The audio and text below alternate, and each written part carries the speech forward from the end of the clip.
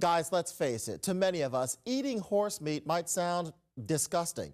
But last year, 176,000 American horses were killed for their meat. That's a 20-year high. There is an appetite for it, but that appetite is hard to stomach for people who don't want horses on the dinner table.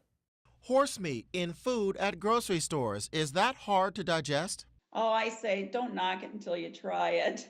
Jean used to eat horse meat as a child in Canada. I would almost equate it to like a pastrami. Was it good? Oh, yeah. But for many people here in Hampton Roads, because of the emotional attachment, this is a very difficult issue. I'm sorry. It's hard for you to discuss, even think about. Horse meat for human consumption? Don't go there with Dale Tolliver. Dale owns several horses. See how lovable she is? He may symbolize our culture's long, deep bond with horses, which to many here makes a horse untouchable. They're your pets. They become family. But horse slaughtering is legal in the U.S. A ban was overturned in 2011. There are no U.S. slaughtering plants in operation yet. That means horses bought here are sold for slaughter in foreign countries. These local horse owners don't like it, but they know horse meat is big business. They've seen that at auctions. Yeah, you know They're called they are. killer buyers. Yeah, or the meat man. The meat man. It's all about the money to them. It's not about the animal. And they try to get them cheap. 50 bucks. And where does their horse meat often end up? In Europe or at zoos across the world and the United States, including the Virginia Zoo in Norfolk. Horse meat has been historically used in carnivore diets for many, many decades. The horse meat we use here comes from U.S. animals that have been humanely euthanized. Chris Wynn, a national champion horse trainer in Virginia Beach, says many horses that are injured, abandoned, or past their prime often suffer a cruel fate.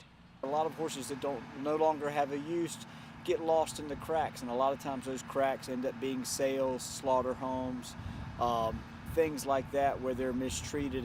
Those slaughter homes are in places like Mexico, where groups like Animal Recovery Mission have documented stories of abuse and brutal killings. Because of that, this Hampton Roads horse doctor says the group he belongs to, the leading medical authority on the health and welfare of horses, says humane facilities should open here in America. For the humane treatment of horses at the end of their lives, instead of, like what I was talking about, going to Mexico, transported on these trucks and just stacked in there like sardines with no food and water, and that's worse than a well-regulated slaughter facility. It's such a tough issue, isn't it? Yeah, and you know what? I can see both sides. There's a movement afoot to save more horses. The racing industry is offering incentives to horse owners. We turn them into show horses and hopefully sell them to people, whether they become really fancy show horses or just become nice horses for kids. And more rescue shelters and people like Dale are taking in sick horses like Rocky.